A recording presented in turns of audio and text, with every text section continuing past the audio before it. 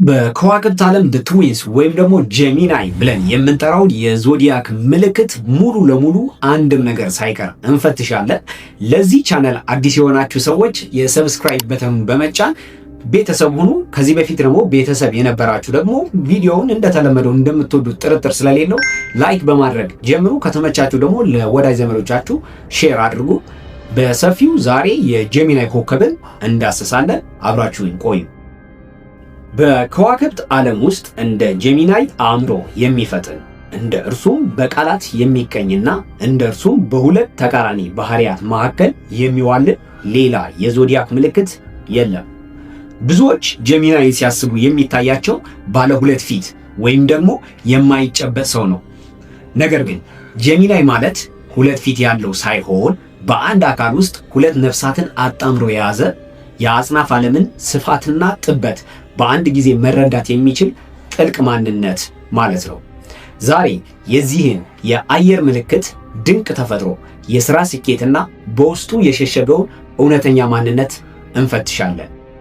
እስኪ ከዛ በፊት ግን እናንተን ጥያቄ ላቅርብላችሁና ጄሚናይ የሆኑ ጓደኞች ካሏችሁ በአንድ ሰዓት ውስጥ ደስተኛ ሆነው ከደቂቃዎች በኋላ ደግሞ ትካዜ ውስጥ የመግባት ባህሪ ያላቸው፣ እስኪ ይሄንን ከታዘባችሁ ኮሜንት ሴክሽን ላይ አሳውቁኝ።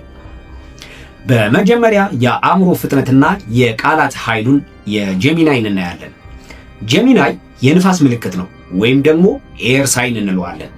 ንፋስ ማንም ሊይዘው ሊያስረው እንደማይችለው ሁሉ የጄሚናይን አእምሮ በአንድ ቦታ ላይ ማቆም በፍጹም አይቻልም።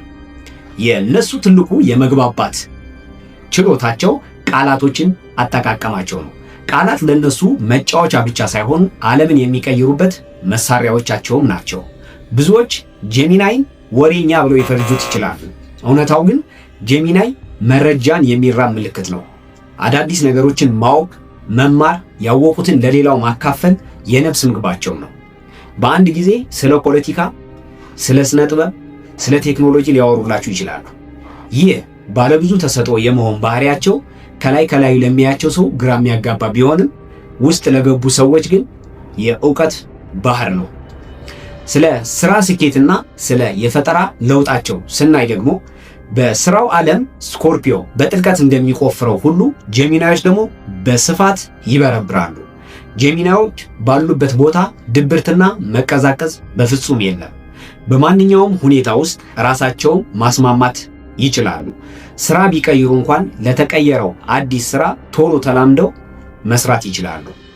ችግር ሲፈጠር ሌሎች ሲጨነቁ፣ ጄሚናዮች ግን በአንድ ጊዜ 5 የተለያዩ መፍትሄዎችን ያመነጫሉ።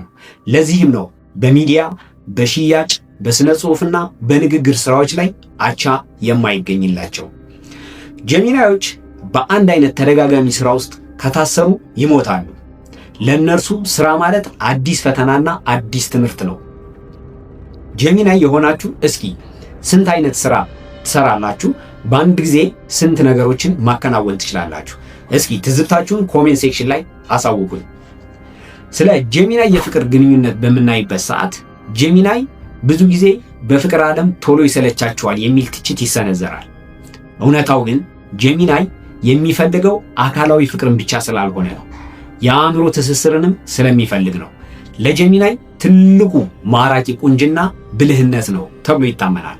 አብሮ የሚያወራ፣ አብሮ የሚስቅ፣ አብሮ አዳዲስ ነገሮችን የሚመራመር ሰው ይፈልጋሉ። በፍቅር ስም ለማሰር ከሞከራችሁ ጄሚናዮችን እንደ ንፋስ አምልጠዋችሁ ይሄዳሉ። የንፋስ ምልክትም አይደሉ። ነፃነትን ከሰጣችኋቸው ግን ዓለምን የሚያሳያችሁ እጅግ አስደሳች ጓደኞቻችሁ ይሆናሉ።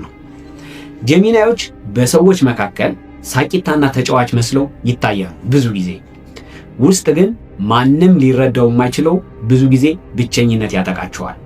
ያንን የውስጥ ክፍሉን የሚያሳየው እጅግ ለሚያምነው ሰውና ለሚያምነው ሰው ብቻ ነው። ጄሚናዮች መንታ ባህሪ ያላቸው ይባላል። በመጀመሪያ ከላይም ጠቅሼላችሁ ነበረ። የጄሚናይ ምልክት መንታዎች ናቸው። ይህ ማለት ምን ማለት ነው? ይህ ማለት በውስጣቸው ብርሃንና ጨለማን፣ ሳቅና እንባን፣ ፍጥነትና ዝምታን አብረው ይይዛሉ ማለት ነው። ጄሚናዮች በአንድ ጊዜ ሁለት እውነታን መመልከት ይችላሉ። ሰው ላይ አይፈርዱም፣ ምክንያቱም ለእያንዳንዱ ሰው ታሪክ ከሁለት አቅጣጫ የመረዳት ችሎታ ስላላቸው ማለት ነው።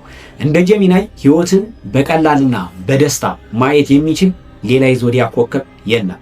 እነሱ የሰው ልጅ ሁልጊዜም ልጅ ሆኖ መቆየት እንዳለበት የሚያሳዩን የዞዲያክ ሕፃናቶች ናቸው። የማወቅ ጉጉታቸው ፈጽሞ አይጠፋም። በመጨረሻ ጀሚናይ መረዳት ማለት ሕይወትን በብዙ ቀለማት ማየት እንደማለት ነው።